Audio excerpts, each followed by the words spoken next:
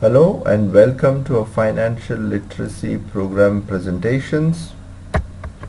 Our chatting with Papa continues, and the focus of this particular chatting is on post office deposits.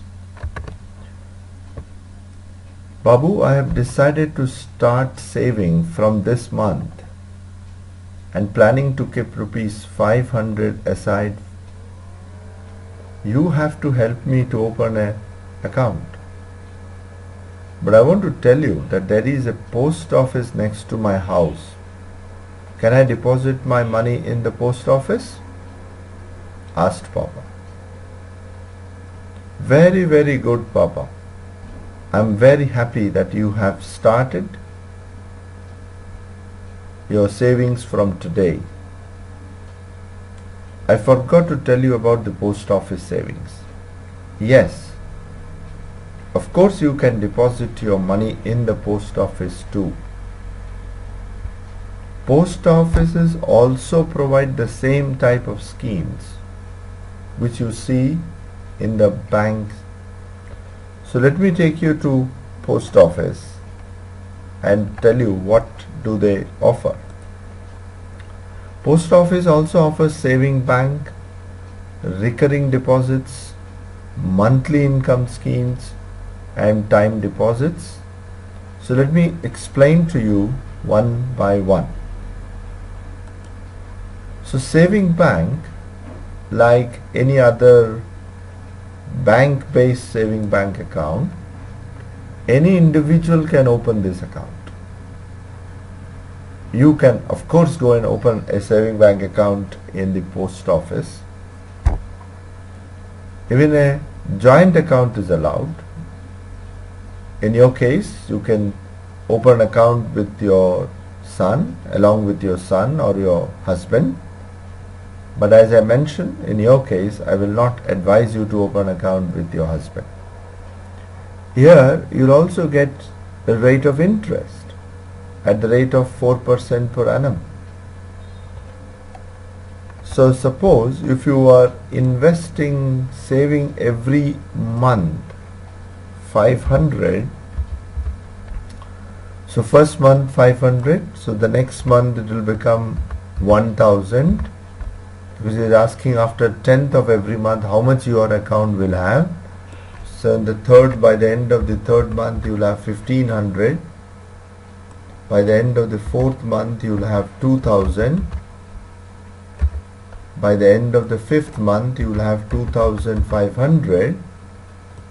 Similarly, 6th month you will have at the end of 6th month 3000, 3500, 4000 by the end of 8th month, and 4500 at the end of 9th month, 5000 at the end of the 10th month, 5500 at the end of the 11th month, and 6000 by the end of the year.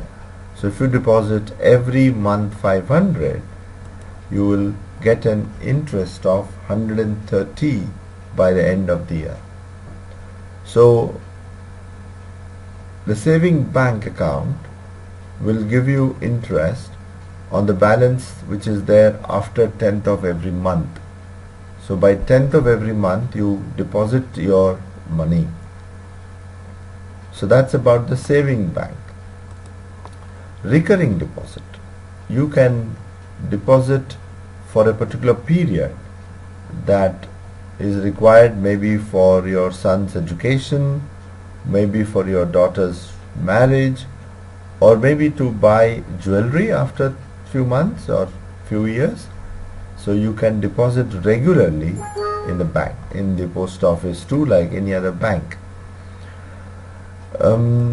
Suppose you deposit from this month, and due to some problems, if you are not able to deposit for next or subsequent months, the post office also allows about 4 defaults. Even if you default 4 times, but you can recover and continue with the recurring deposit account. The problem with the recurring deposit, unlike the saving bank, you cannot go and withdraw every month. It has to be there for a particular period, and the period is 5 years. And you get an interest of 8.4%. So if you deposit 10 rupees 10 every month for a period of 5 years, then it will become 746 at the end of the 5th year. Once again, let me show you here. Suppose you deposit 200 rupees, or as you mentioned, you have decided to deposit 500 rupees for a period of 5 years. So in that case, at the end of the 5th year, you will get 37,326. To make the matter simple, if you deposit only 10 rupees every month for next 5 years, you will get 746.50 paisa. If you deposit 100 rupees every month for next 5 years, you will get 7,465 rupees 10 paisa at the end of the 5th year. So in a recurring deposit, a particular amount you have to decide, and that amount you have to deposit every month. When you deposit that 500 every month, for example, at the end of the 5th year, you will get the maturity amount, the full amount back is 37,325. So that's about the recurring deposit. We saw saving account, we saw recurring deposit. Now we'll see time deposit. Any individual can open an account for 1 year, 2 year, 3 year time deposits, and the rate of interest, depending on the period, you get 8.2% for 1 year, 8.3% for 2 years, and it goes on increasing higher and higher.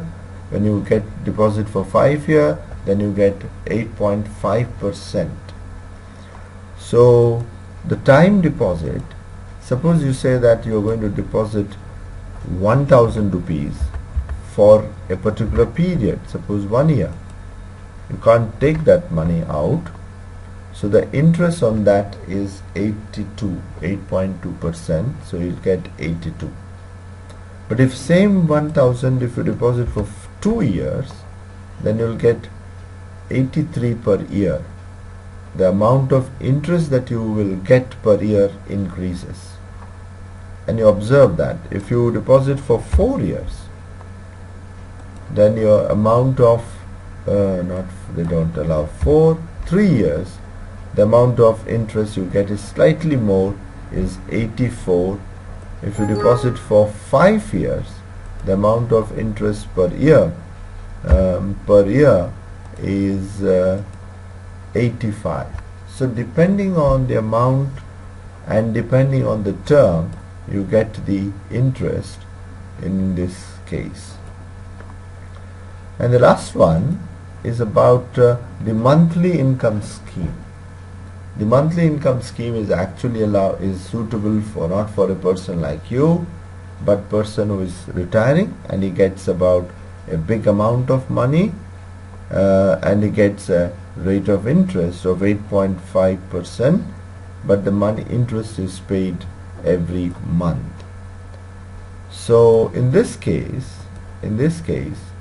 suppose if somebody deposits about 10,000 rupees in a multiples of, so 15,000 rupees, and every month that person will get 106, that is an income which you can use for whatever way you like.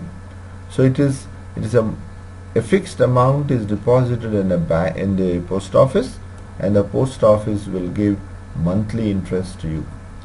So in the post office, like bank, you can go for saving bank, or you can go for recurring deposits, or you can go for monthly incomes, or the time deposits. in your case, maybe for the time being, you can start with a saving bank and slowly observe and manage your money, and later on, if your financial position improves, maybe we can think about the banks and then understand different types of other schemes available to improve your financial position.